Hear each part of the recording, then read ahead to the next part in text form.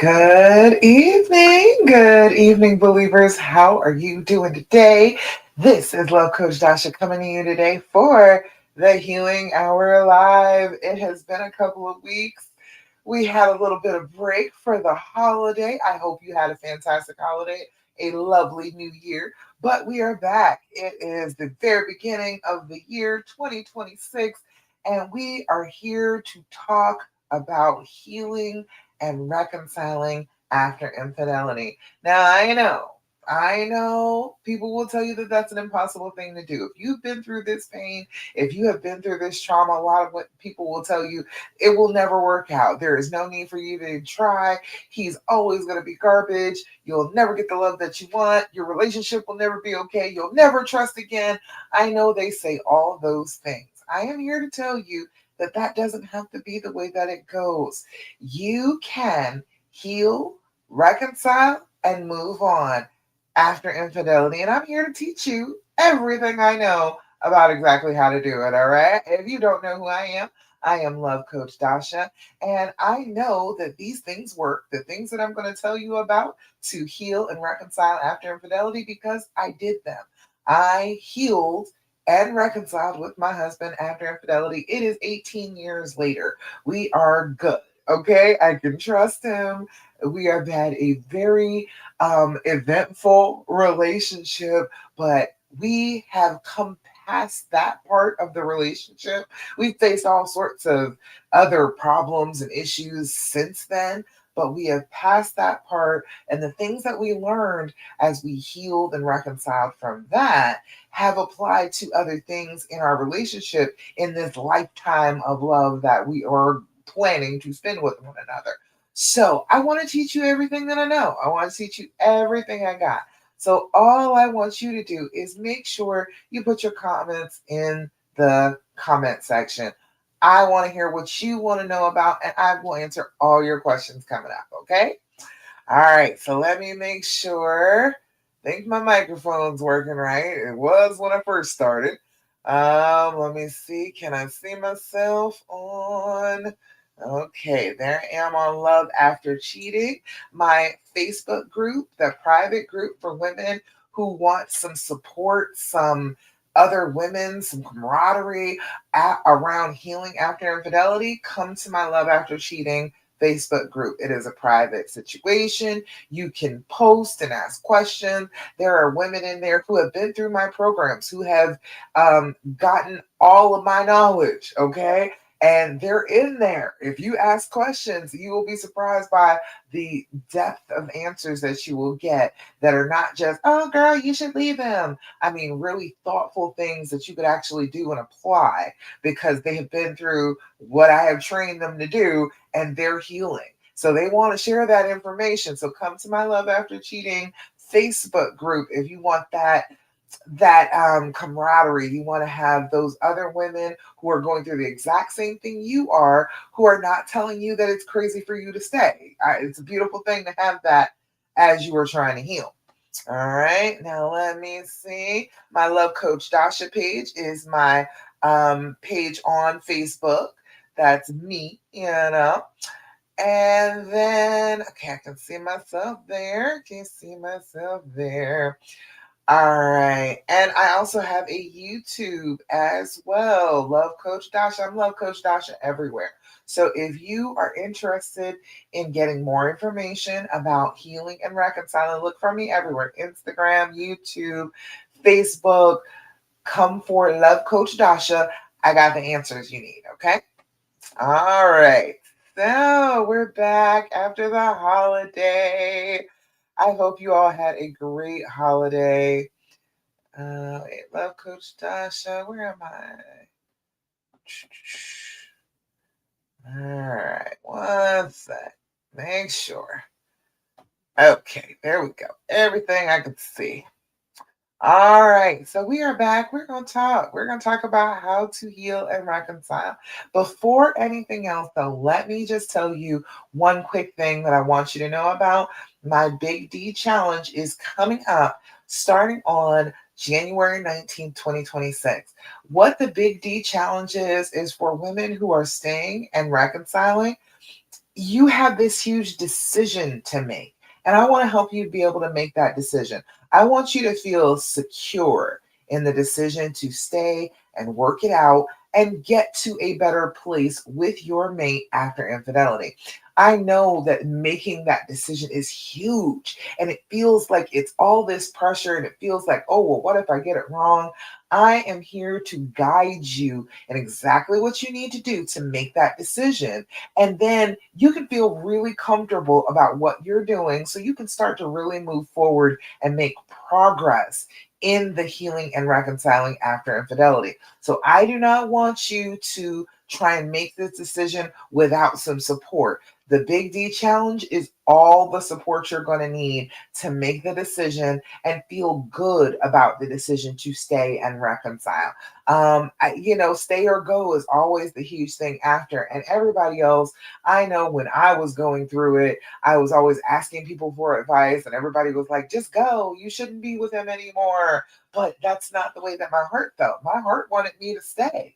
And so I needed some support to be able to stay. I had like one good friend who was like, well, if you love him, work it out. That was like one good friend that said that to me. And that was enough to like push me to go ahead and do what I wanted to do anyway. So if you are staying, if you are currently staying, if you are coming up with reasons why you should stay, you don't have to keep doing that to yourself. You can come join me for the Big D challenge, and you are going to feel good about that decision. You're not going to keep questioning whether you should stay or go. You're going to get on the path and you're going to head down the path towards this healing. You're going to feel good. Okay. So I am going to make sure that I put that into all of the comments. There is a link. All I need is just a little type form. All I need is your name and your email, and I will start sending you the emails about getting ready for the challenge in this upcoming week. Okay. So, 1 second. Let me find that. There we go. The Big D Challenge starting January 19th through the 23rd. We're going to be meeting 11 a.m. Eastern Standard Time every day for only about 20 minutes. It's not going to be a huge time. Oh, hey, Nicholas. Oh, thank you so much. I try and do good work for you. But we're going to meet up at 11 a.m. for about 20 minutes. I don't want this to be overwhelming.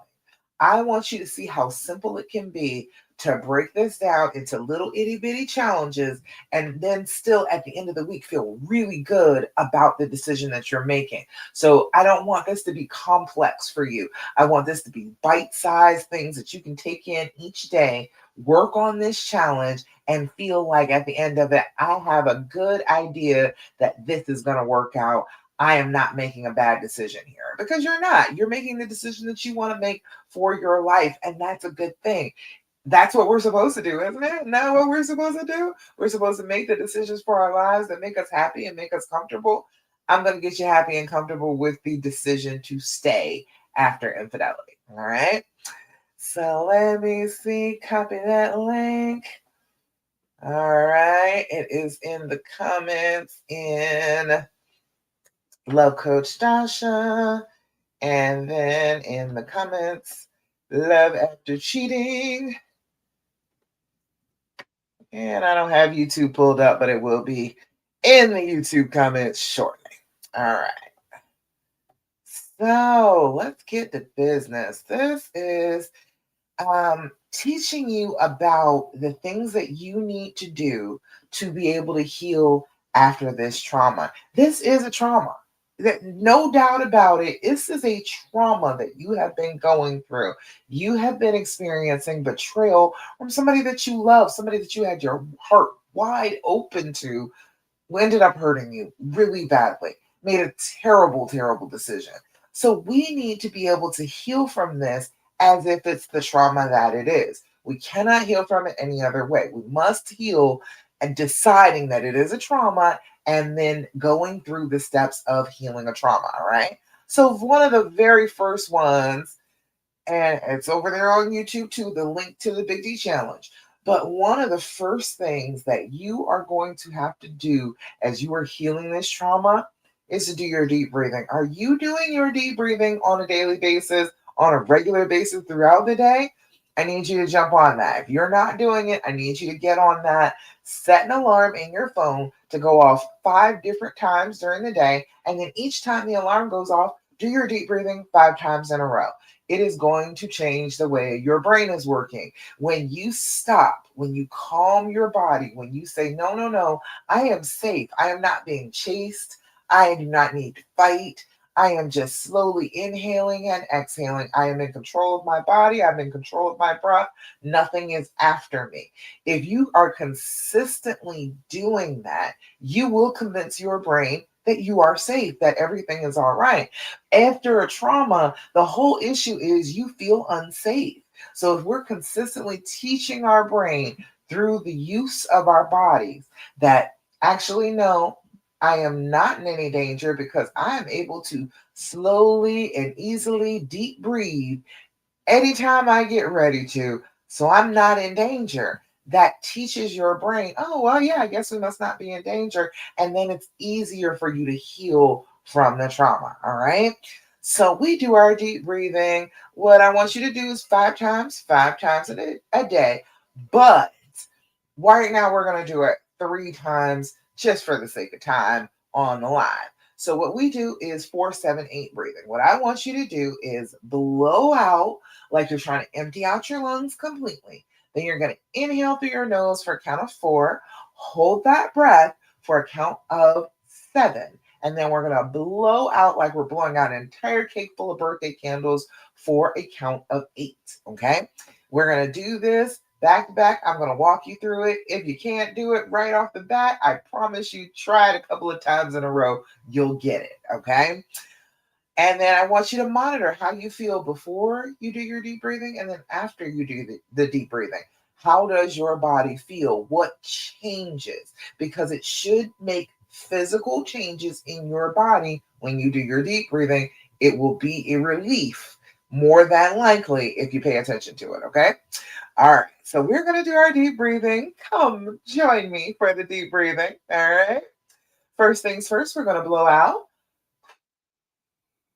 Make that noise. Inhale through your nose. 2, 3, 4. Hold it. 2, 3, 4, 5, 6, 7. Blow out. 2, 3, 4, 5, 6, 7, 8. Again, inhale, 2, 3, 4. Hold it, 2, 3, 4, 5, 6, 7. Blow out, 2, 3, 4, 5, 6, 7, 8. Last time, inhale, 2, 3, 4. Hold it, 2, 3, 4, 5, 6, 7. Blow out.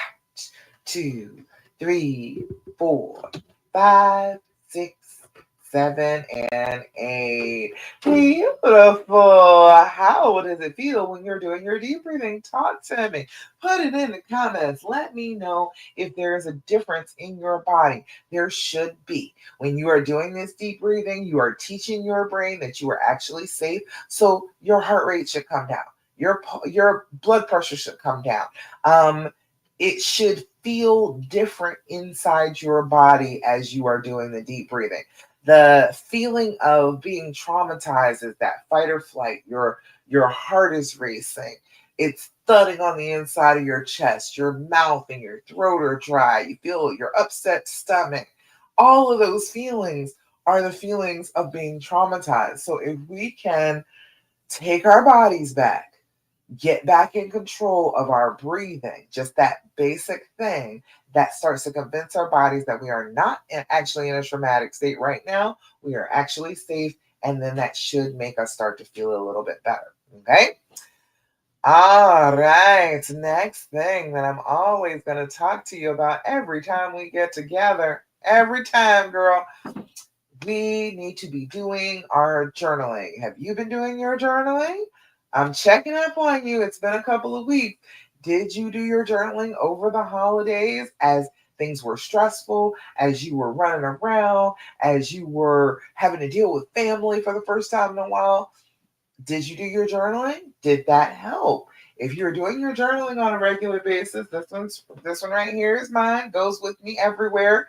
I write stuff all day long. I have gotten back into the habit of consistently writing in my journal. So even over the holiday, I was still writing in my journal, still noting things that were happening, still paying attention to myself, my body, my mind, my thoughts, what was going on with me consistently through the holidays. And it helped me to maintain my balance through the holidays. It's real easy to get a little lost, little crazy in these hectic times, but if you're doing your journaling on a regular basis, it'll keep you grounded. Okay. Um, Now, when you're doing your journaling, I need you to do a couple of things on a regular basis. First thing I need you to do is do your date and your time. You need those pieces of information so you know when things happen. You can come back and read later on, and if every single time it is the 8th of the month, every single time you have an issue and you keep writing it down, it's the same thing that happens. That's a trigger. The date and the time will tell you that you're about to be triggered. You will find all sorts of patterns if you are just consistent about writing the date and time when you're journaling. Okay.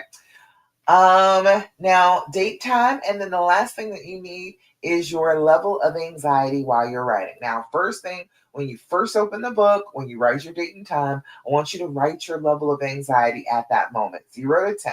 0 is no anxiety whatsoever. Everything is great. All is right with the world.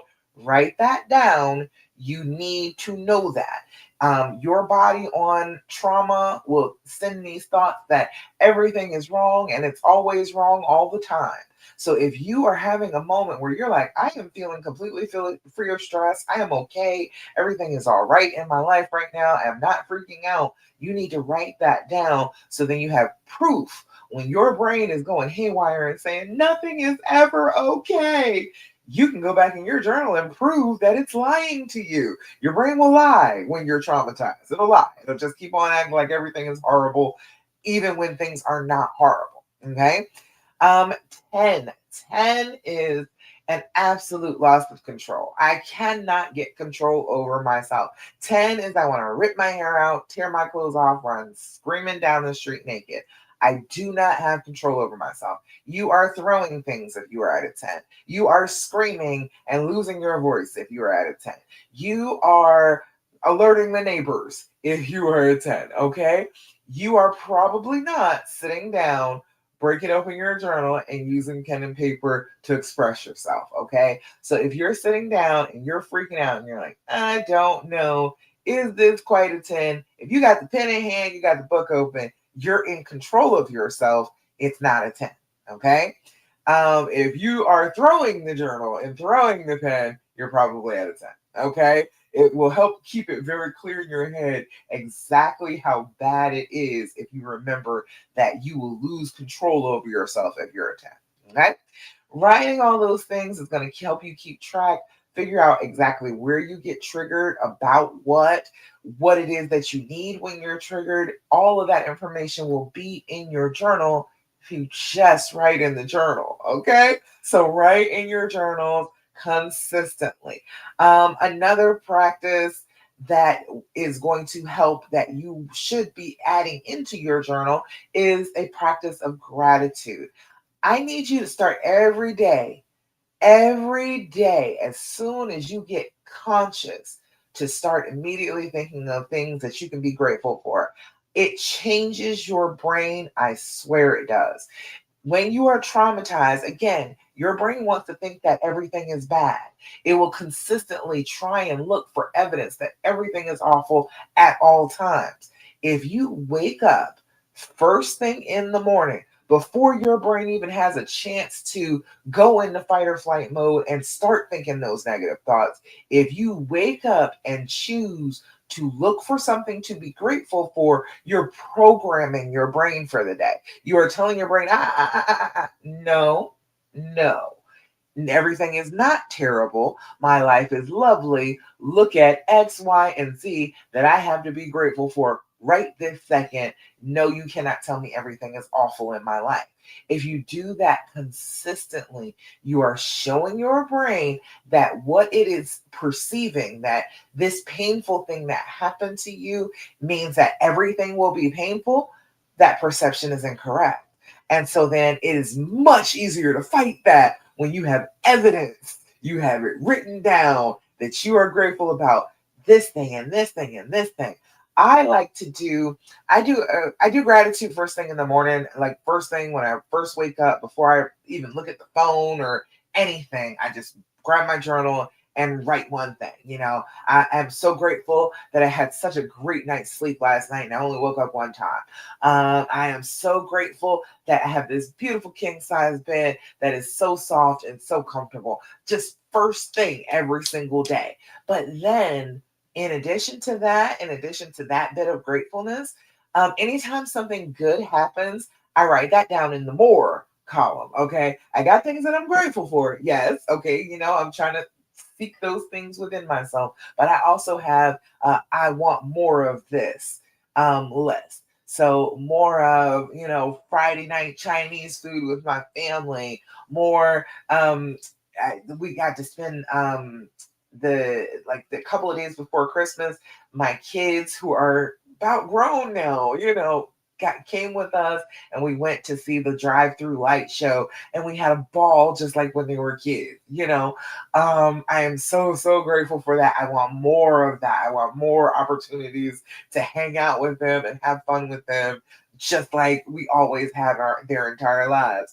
I have a whole list of I want more of this good feeling. And when you are really low, when you are having a really hard time, that's the list.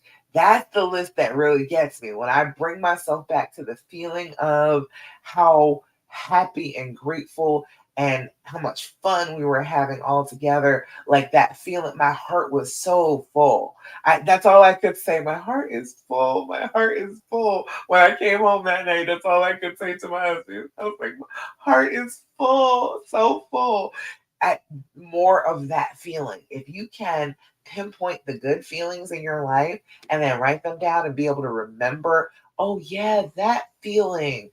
I love that feeling. It will show your brain another way to be besides anxious and paranoid and stressed. Okay. All right. Last thing that I always tell you every time we get together. Oh, by the way, if you got something to be grateful for, put it in the comments. Put it in the comments. I love to share these things. When you are going through the trauma of infidelity, it's real easy to talk about negative things a lot. If you can find that thing to be grateful for and throw it in the comments and you share it with somebody else who is going through the same trauma, you help them to find something to be grateful for too. You shine a light. So I love to share that these Thirsty Thursdays. If you have something that you are grateful for, big or small, something good that happened to you this week that you want to share, put it in the comments and I will shout you out. Okay. All right. Last thing that I'm always going to tell you when we get together, girlies, I need you to stop asking him all those questions. I know. I know. I know that everybody tells you that you should just be able to ask any question you want at any time forever, right? I understand that. I get that. I understand the inclination. I know exactly why that happens. However, I am telling you that why it happens is because it's a trauma response. And we've got to stop doing trauma responses if we want to heal trauma. Okay. It's just the way it goes. When our brains have been traumatized, when we're scared of something, when something has hurt us and we're scared that it's going to happen again, we start looking for any information that we can get on that thing. It's the same exact thing of if you see a spider on your ceiling, oh, I don't even know where this spider came from. So now you're watching the spider all the way across the ceiling. And God knows if you lose track of the spider, you're freaking out because you need more information. You need to know where the spider went. Are there more spiders? Was that a baby spider and it's bigger spiders to be had? You want to know all the information that you can. Because this is your mate, because this is the person that you live with and you love, you're able to ask him questions. And I understand that you want this information, but I'm telling you, it is not good for you. Consistently going back and revamping over and over again everything that happened, going over all the details, asking him the same question 6 or 7 times, comparing the answers that you got from the last time you asked towards this time that you asked, it's going to drive you mad. We can't keep doing that to ourselves. It is a trauma response. And if you want to heal, you have to stop it. You have to choose it. You have to decide in your brain, I'm not going to ask him another question about this affair. I cannot, you cannot get enough information to make you feel good about deciding to stay. Okay. You can't keep collecting information and feel comfortable that, oh, yes, I'm making the right decision. Because the more information you're getting, it's on a threat. You are already, when you're asking the question, saying, this person is a threat to me. So no matter what they say, no matter what the answer is, it is always coming from a threat. So that's why it never heals anything. That's why you never run out of questions. Have you ever run out of questions? I haven't. Okay. It was 18 years later. I ain't never run out of questions. Okay. But the answers to those questions don't do anything for me to heal the trauma within me. If I keep going back over them, I am going over the trauma over and over again in my head, reliving it, re traumatizing myself. That's not healing me. That's not healing a relationship. That's not doing anything. So I'm going to ask you, try very hard this week. Try it out. This is a brand new year. You can try this and see if it works for you. See how much change happens in your brain that starts you down the healing path if you do what I'm telling you. Don't ask any questions at all. None.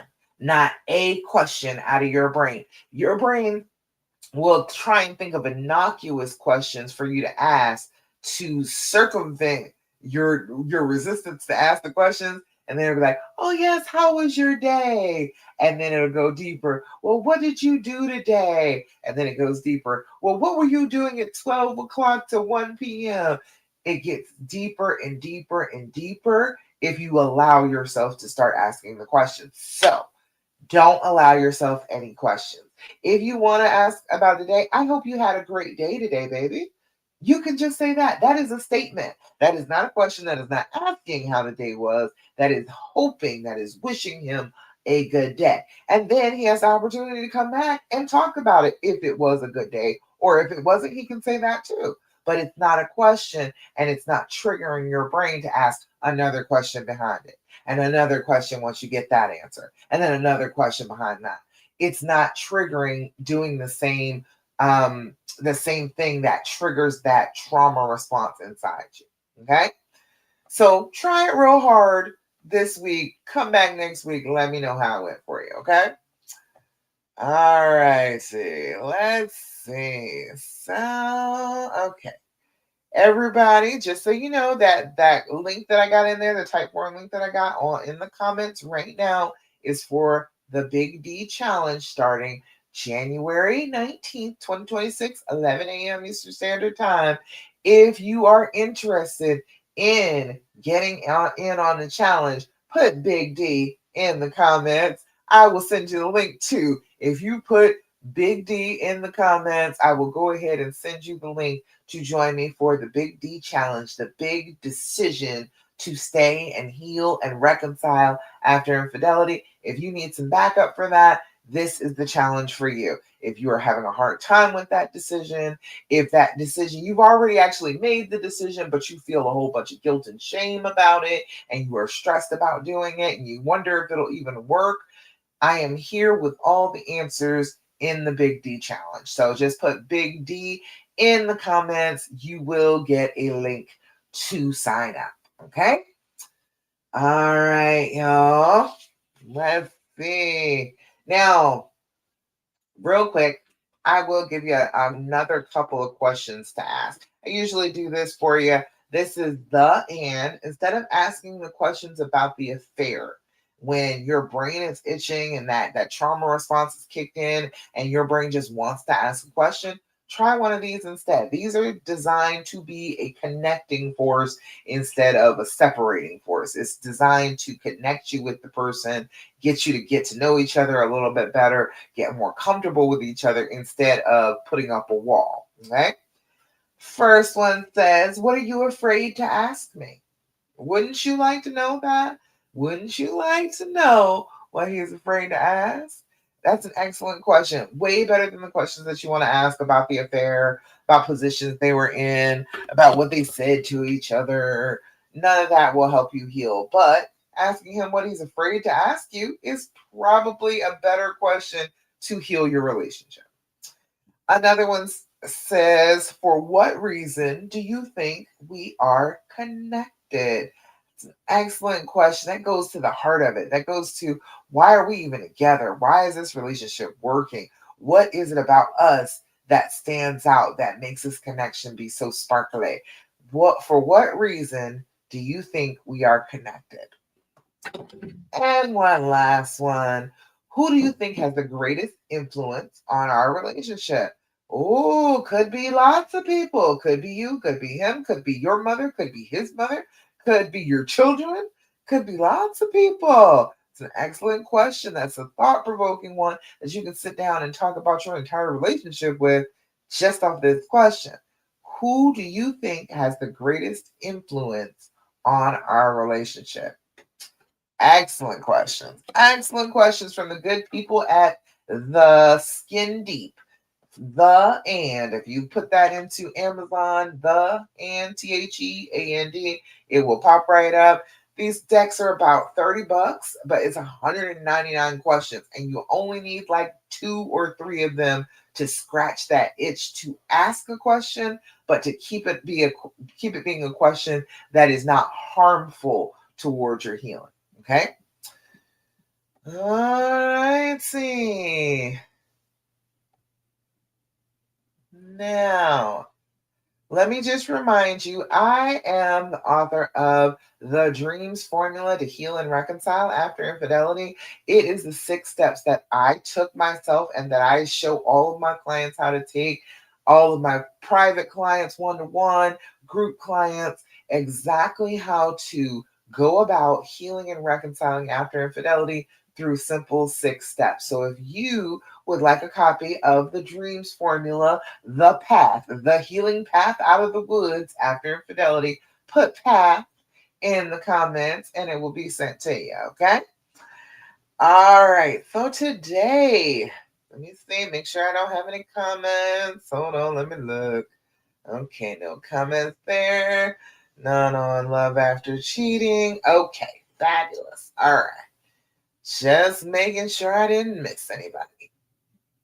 All right, so we're going to talk a little bit today about if you're staying, there are different ways that you could stay, right? It is not just, oh, you stay and miraculously everything gets better, okay? That would be great, but that's not often the way it is. Usually there are 5 paths that women experience when they are trying to stay and heal and reconcile after infidelity. So I'm going to walk you through those, what the decision making is like when you choose that path and then where you end up on those paths, okay? So the first possibility is you stay and you heal. You are the healing heroine, okay? You are here. You are working on the steps that you need to work on to reduce the trauma inside your own body, to regulate your emotions, to get your thoughts under control, and to reconnect with the person that you love. The healing heroine. Girl, you're doing all the things, okay? If you are at that point, if you're feeling good about where you're at, you are making progress, you are able to some days forget, some days it seems like a crazy place to be when you first start off, when you first gone through D-Day, but there will be a time where you don't even think about it for like a day or 2 at a time.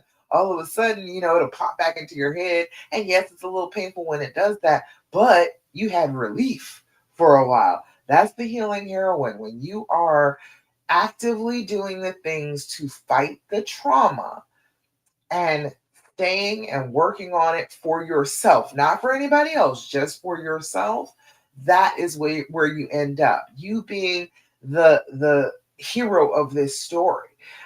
You're the one that saves everybody in this story. I know that the prince and the king or whatever comes to save the maiden or whatever. We're not doing it like that. We are our own heroes. Okay, you are the heroine of this story. So if you are working on this trauma, if you are every day beating back the effects of it, you're the hero. All right, you're the hero for yourself and for your boo. All right, so let's see. If you don't choose that path, then the pain just kind of lingers. It just kind of sticks around. Time passes, but then the trauma kind of stays stuck in your body. And then it's affecting you on a day-to-day basis, even when you're not thinking about it. And then you never really feel safe again if you don't choose that path. So you get to decide. You get to decide if you want to be healed or if you want to continue to hurt. And if you are the healing heroine, I'm proud of you. And I will show you, I'm going to give you the quiz link to be able to figure out exactly where you are on this healing path. All right. So the second thing that you could be is the performer. You could be staying and pretending to heal, pretending every day. You look strong on the outside, but you're kind of breaking on the inside. You don't want anybody to know that you're not doing this perfectly. You don't want anybody to know that you're still suffering. So you smile and you act like everything is all right when you're really breaking on the inside. You go through the motions, but you haven't fully processed this pain. You are trying to act like you are healed before you are healed. Now, that is not a bad thing. Okay. Let me just say that a lot of the time you just act the way that you want to be and you will become that way. So that's not a bad thing, but it's just the fact that right this minute it's not real and you feel like maybe it'll never be real as you are going through this. You can smile, you can manage the house, maybe even have sex, but you're not feeling like you should be. You're numb on the inside. So the risk of that is you kind of burn out emotionally. You will keep on pretending that you are okay, but not actually healing. So that burns you out. You keep on using all your energy to pretend that you're okay instead of actually being okay. You start resenting your partner and yourself. You are going to resent him because how dare you put me in this position that I got to keep on smiling and I don't really want to. And you start resenting yourself because you're like, well, why am I doing this? Why am I doing this and hurting myself even further just for him? And he hurt me this way. So you're going to resent a lot if you are doing the acting, if you're the performer. Um, it's hard because you feel like nobody is going to understand the real you. The real you isn't on display. It is the actress that you're pretending to be that is on display. So you don't feel like you're being really supported for who you are.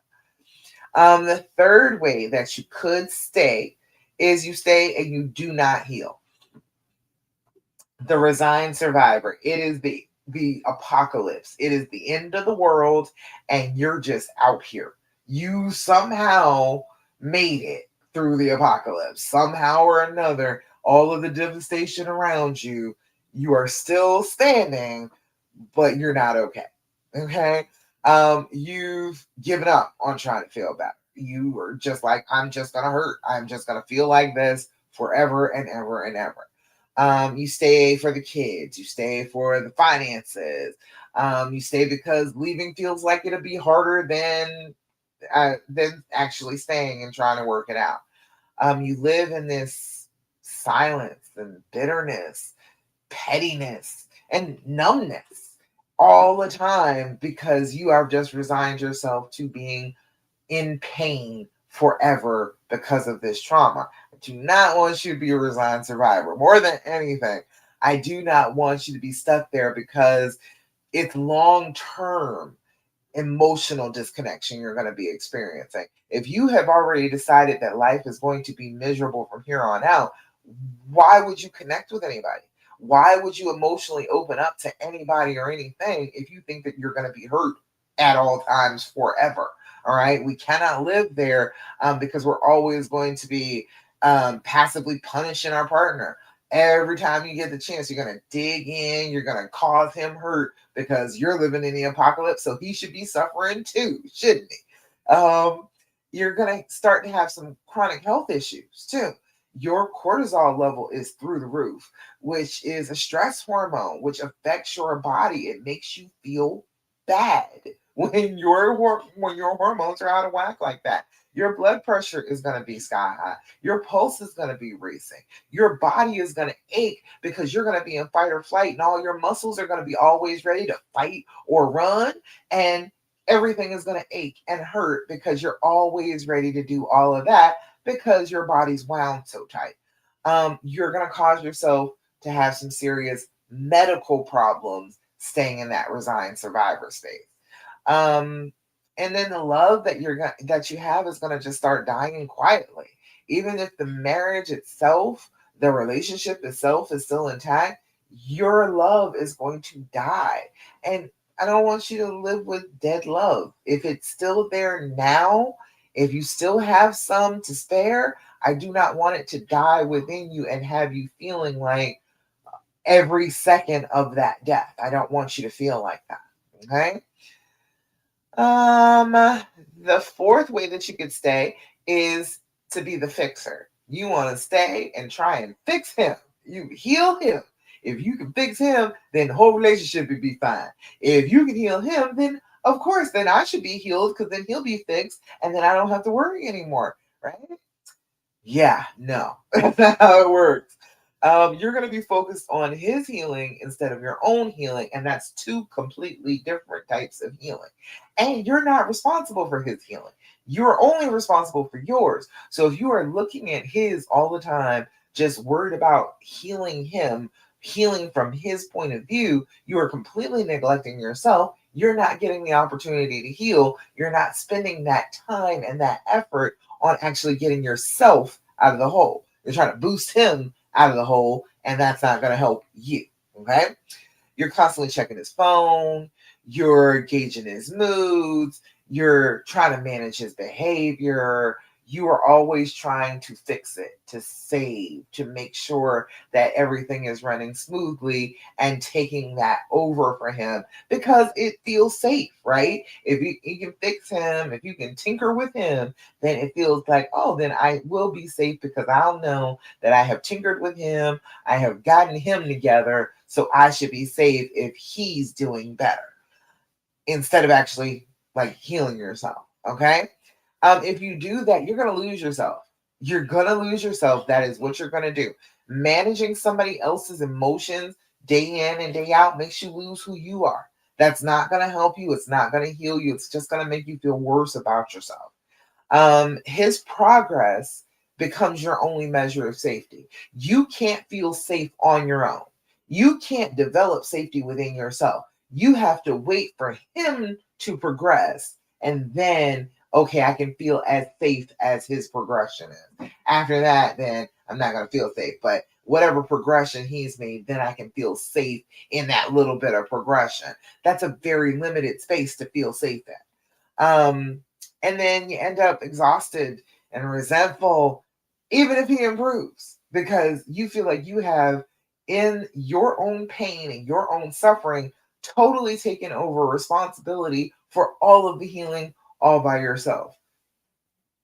That sucks. It's gonna suck. It's gonna make you feel resentful because you did so much work for him to be fixed and for you to still be hurting. You're gonna be resentful about it, I guarantee you. The last one is the wanderer. Your last way of staying could be you're staying, but you're staying in limbo. You're not actually moving. You're staying, but you haven't fully committed to staying or leaving. You haven't completely given yourself to the idea that, okay, I'm here and I am working this out, or I do not want to be here and I am getting out of here. You have not decided either way. So you're wandering. One day you're hopeful, the next day that you feel like you want to run because you're like, this will never work out. Even though the day before you felt really hopeful, you felt really good about it. You're like, yes, I believe that I could get to a healed place. And then you left that door open within yourself, not deciding that that's what you were going to do, but well, that is a possibility I could have. And then as you're doing that, you are showing yourself that there are other possibilities too. I could just be miserable and run away too. So now you keep going back and forth, back and forth.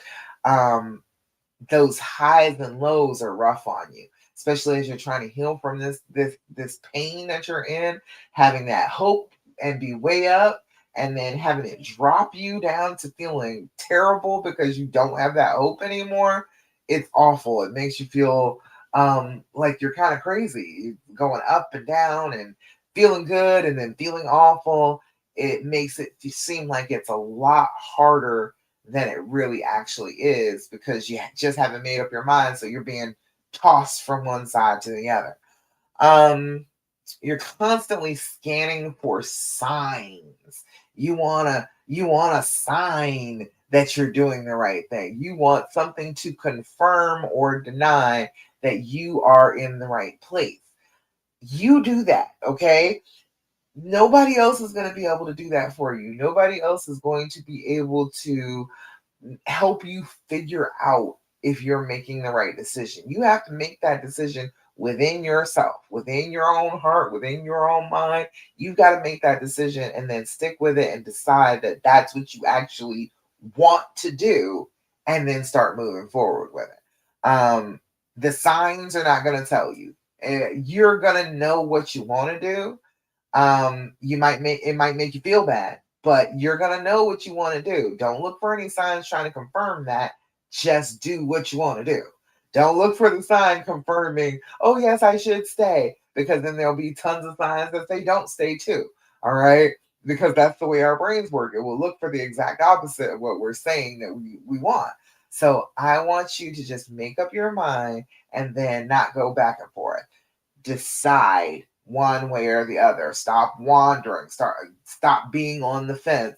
Jump off on one side or the other. If you don't do that, you end up with emotional whiplash, that up and down, around and around. It's gonna make your neck ache. Okay. You can't bond or rebuild because you're always one foot out of the door. You can't actually get to a great place together because part of you is not there, not connecting. It's already out the door. So you're not going to heal from this together. You're not going to feel like you're on steady ground with this person because you're halfway out the door all the time. And you feel like you're tortured by indecision when things are good. Things are all right. Things are going well. Things are okay. But you feel like you're being tortured by your indecision, even when things are going well, because, well, it might not go well later. You got to make up your mind. You got to decide what you want. Stop wandering in the woods. All right. So I am going to give you the quiz for that. The quiz for this is called, oh, come on, come up. There we go. It is the If You're Staying, the 5 hidden paths of women who stay after betrayal. If You're Staying quiz, that will be um the next link in the comments. Let me share that with you.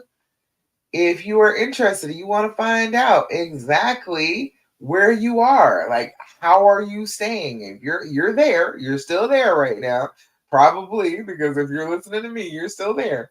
So then, like, in what way are you staying? Are you staying in a way that is going to be healthy, that is going to get you to a healed place? Or are you staying in a way that is going to get you feeling like you're trapped in a corner somewhere?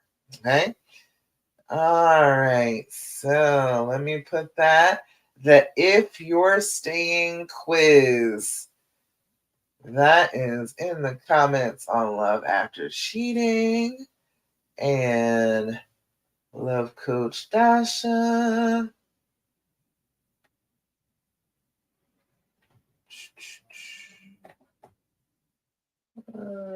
Paste. Okay. Got that up there. Take the quiz. Figure out exactly where you are and then what you're going to need to do to actually heal. There we go. It's on the YouTube too. So the first one is for my Big D challenge. Sign up for that. If you're having a hard time with the decision, you're not completely comfortable with your decision to stay and heal and reconcile after infidelity, go ahead and sign up for the Big D challenge. Big D in the comments if you need a link. I will send it to you and you join me for the Big D challenge. Feel really positive about your decision to stay and heal and reconcile after infidelity. The second link is for the quiz. If you're staying, the 5 hidden paths to staying after infidelity, you can find out where you are, get a good gauge about what kind of staying you're doing, and then what you need to stop being like that. Unless you're the healing heroine, you've got some work to do. So if you find out that you are the wanderer and you can't figure out if you want to stay or you want to go, the Big D challenge is for you. Okay. You will be able to figure out exactly where you are and what you need to be able to stay happily instead of just staying and being miserable. Okay. All right. Got all of that. Lovely. All right. So, last thing that I'm always going to tell you every time we get together, these are the practices. The first four that I did this when we first started, and this one right here, these are the practices. These are the things that I teach all of my clients to do to feel better about themselves, to start to mitigate the effects of trauma on their lives after infidelity. I'm teaching you these things because these things work. These things work to start to change some of the thoughts that are going through your head, start to change the way that your body is feeling, start to help you regulate. All right. So the last of those is your affirmations. Have you been doing your affirmations? You are not, you are doing yourself a disservice. I need you to jump on that. I need you to find yourself some affirmations. If you need affirmations specifically for healing and reconciling after infidelity, put affirmation in the comments and I will send you the link to get my affirmation specifically for this topic, addressing all of the things that go on to make your self esteem bad as you are healing after infidelity. Okay. But you can find affirmations anyway. You can go on ChatGPT and have them write you up 20 of them. It does not matter where you get the affirmations as long as you're doing the affirmations. This needs to be a consistent thing. You need to go look at yourself in the eye, in the mirror, in the camera, whatever, and say the thing like you mean it. Say it like it's the most true thing you've ever spoken. Say it like you're trying to say it to your best friend and you want her to believe this good thing about herself and you want to say it with such conviction that she can't help but believe you. Say it that way. And then as you're looking in your eyes, your brain is making a record of you saying this thing passionately about yourself. It remembers what you show it, what you teach it. And so anytime during the day, if you're starting to feel a little bit bad about yourself, feeling bad about this situation after the infidelity, you can go back to your brain and have your brain replay that good thing about you, so that you can fight back against the negativity that's going on in your brain. Your brain will tell you that everything is bad after a trauma, including you. It will say that you're bad, that you're the reason this happened, that you're so terrible that you had to get cheated on. It will tell you those awful things, and they're not really true, but it's hard to get through those if you're not giving yourself any other positive messages. So, we're going to do our affirmations. Remember, I said, look yourself in the eye, say it like you mean it with all your heart, all your convictions. Say it with authority. All right. Today's affirmation is today I feel healthy. Today my mind is clear, my body is healthy, and my soul is at peace. I love that. Love that. Today I feel healthy. Today my mind is clear. My body is healthy. And my soul is at peace. Got to tell yourself those positive messages. If you're not consistently telling yourself those positive messages, your brain will fill up the space with fear speech. It will fill up the space with things to be afraid of, things to hurt over instead of positive things. If you do your gratitude practice on a regular basis and do your affirmations, you are purposely changing what your brain is thinking about, giving it more positive things to think about than negative. Okay. So, real quick, going over all of the practices. Number one, do your deep breathing. Two, do your journaling. Three, practice gratitude. Four, stop asking them all those questions about the affair. And five, do your affirmations. And more than any of this stuff that I'm telling you right now, do not listen to what the fear and the pain tell you to do. They are telling you the wrong way to go. The fear and the pain, that tightness in your chest, that restriction in your throat, whatever is urgently being screamed in your head is probably not the path out of the woods.